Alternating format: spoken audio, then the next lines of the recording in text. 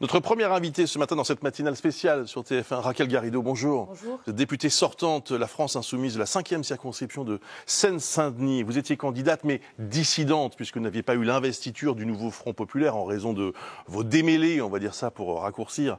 Et pour résumer avec Jean-Luc Mélenchon, vous êtes arrivé en 3e position dans cette élection. C'est le NFP officiel, entre guillemets, qui obtient 33,1%. En 2e position, l'UDI, 24,5%. Et vous donc en 3e position, 23,6%. Est-ce que vous allez vous maintenir ou vous désister dans cette circonscription? Alors j'ai la possibilité de me maintenir parce qu'effectivement, nous avons réalisé un score très important, plus de 8600 voix, c'est-à-dire plus que ce que j'avais réalisé en 2022. Et c'est à peu près 42% des voix de la vague Front populaire. On est au cœur de la Seine-Saint-Denis et je vous prie de bien vouloir noter ce que ça signifie. Et vous avez la possibilité, ça veut dire que Attendez, vous maintenez... je termine, pardonnez-moi. Ça veut dire que dans la vague Front populaire qu'il y a dans les zones urbaines de ce pays, il y a un vote non mélenchoniste qui est fort chez moi. Vous êtes un vote non mélenchoniste. Sur 100% de la vague Front populaire, j'en prends 42%. Alexis Corbière prend la majorité de la vague. Daniel Simonet prend la grande majorité de la vague. Hendrik Davy prend la majorité de la vague. Bien. Donc tous les camarades qui ont été purgés ont fait une démonstration dans leur circonscription qui n'était pas possible de faire ailleurs parce que, fort heureusement, ailleurs, il y avait des candidatures uniques.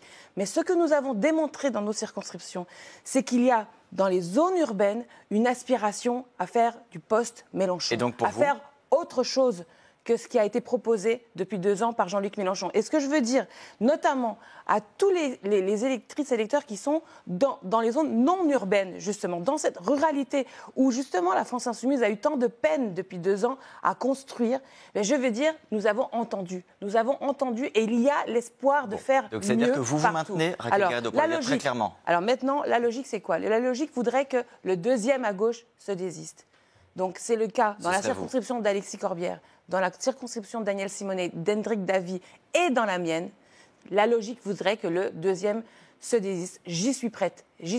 Et vous appelez un donnant-donnant pour bien comprendre. Je demande vraiment à ce que tout le monde ait le sens de responsabilité. Je suis prête à me désister. J'attends exactement le même désistement de la part de Sabrina Ali Ben Ali, M. Poquelard et Mme Berzelletti. Et si ce n'est pas le cas dans les autres circonscriptions où il y a des dissidents comme vous ne vous désisterez pas? Je ne rentre pas dans des marchandages. Je veux juste poser un principe. Il n'y a que quelques heures à Raquel Garrido pour se décider. Avant demain 18h, il faut avoir réglé tout ça. Il y a jusqu'à demain 18h.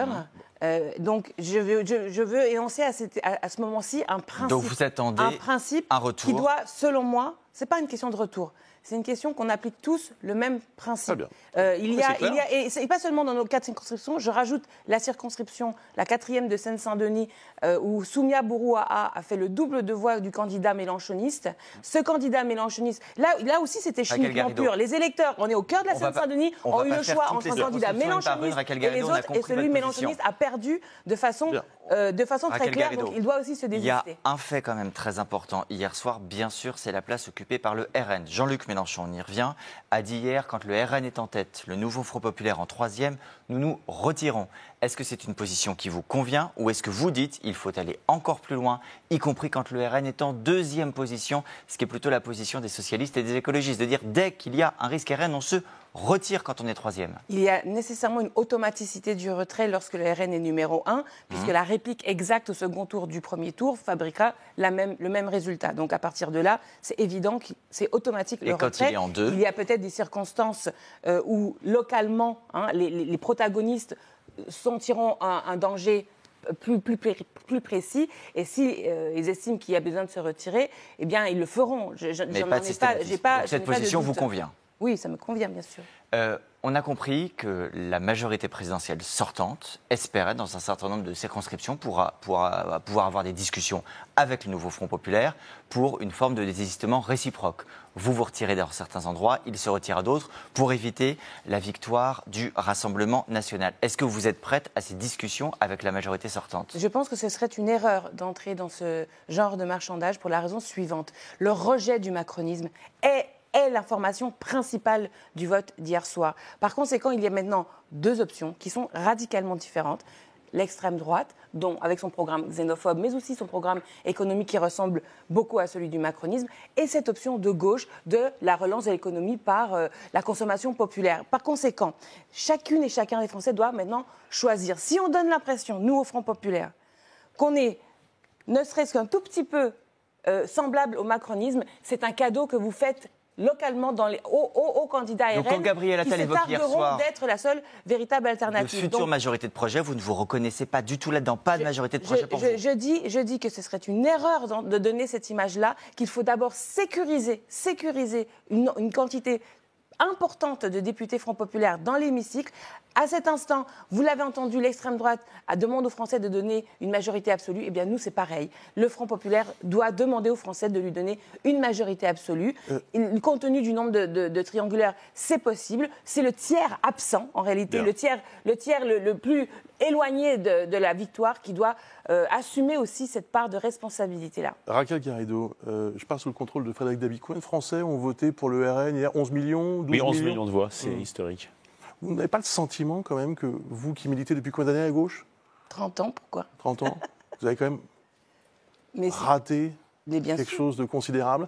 Parce que qu'est-ce qu'on entend depuis hier soir? C'est en gros un discours sur ce parti facho, etc. Vous pensez qu'il y a 12 millions de fachos, voire de néo-nazis en France? Qu'est-ce que vous dites ce matin à ces électeurs qui ont voté hier pour le RN? Je leur dis que ce n'est pas la xénophobie qui va régler leurs problèmes, ce n'est pas la chasse aux binationaux. Ils sont xénophobes, ces gens-là? Non, je le dis c'est une question. Pardon, il y a une part xénophobe dans le programme. Oui, mais moi je parle des Français qui ont voté. Oui, mais ils lisent les programmes, ils sont quand même au courant. En plus, il y a bien un programme qui a été distillé dans la société française depuis longtemps, c'est celui de l'extrême droite. Ce que je veux bien, puisque vous m'invitez à faire du mea culpa, et moi je suis assez d'accord là-dessus, je pense que tous les responsables politiques doivent lucidement regarder leurs propres responsabilités. Je pense que notre erreur, c'est de n'avoir pas créé ces ponts, ces éléments communs entre les grandes villes et la ruralité. Ces ponts, ces références communes. Et précisément, par exemple, il en est une qui était proposée depuis longtemps, notamment par mon camarade François Ruffin. C'est la question du bien vivre par son travail. Que vous soyez agriculteur ou que vous soyez salarié dans un commerce, dans un centre commercial de banlieue, vous avez besoin de vivre dignement de votre travail. Donc, la hausse des salaires, la hausse du SMIC et le fait qu'on aille chercher la fiscalité des milliardaires pour financer quoi? Notre école publique, l'hôpital public, la police, etc. Ce sont des points communs et c'est là-dessus que je voudrais insister ce matin. Ces ponts existent. L'heure n'est pas à la partition de la France, l'heure est à la réunification de la France et seul le programme du Front populaire peut l'obtenir concrètement. D'un mot, Jean-Luc Mélenchon et Rima Hassan côte à côte hier soir, c'était une bonne idée? Non, c'est une mauvaise idée. Pourquoi? Parce que ça veut dire que ce que cherche à montrer Jean-Luc Mélenchon, c'est que son discours a pu prospérer dans les centres-villes. Bon, on va dire que cette démonstration, que je ne veux pas questionner ici, est faite. Il y a des nombreux camarades élus dès le premier tour. Il y a des candidates et des candidats qui sont bien positionnés par le second tour dans les grandes villes. Maintenant, l'enjeu, c'est ailleurs, justement. Bien. Et justement, ce que fait Jean-Luc Mélenchon, là, n'aide pas à aller chercher ces circonscriptions. Pourquoi il le fait, alors? Alors, peut-être parce qu'il pense trop à lui-même et à sa place dans le dispositif, plutôt qu'à l'intérêt général collectif de la gauche. Donc oui, il est l'heure. Il y a deux discours hier soir, c'est trop. C'est trop. Donc maintenant, il y a vraiment besoin, pour toutes ces circonscriptions qu'on peut aller chercher partout ailleurs en France, que M. Mélenchon, se taise. Du moins, qu'ils comprennent qu'il n'est pas utile à ces victoires-là. Et je le dis, la démonstration a été faite que nous pouvons passer à l'après-Mélenchon. Merci Raquel Garrido. On a compris donc que pour l'instant, vous n'avez pas encore pris la décision de vous désister dans votre circonscription de Seine-Saint-Denis. Ça dépendra de l'attitude du nouveau Front populaire dans les autres circonscriptions où il y avait des candidats dissidents. Merci pour votre présence ce matin.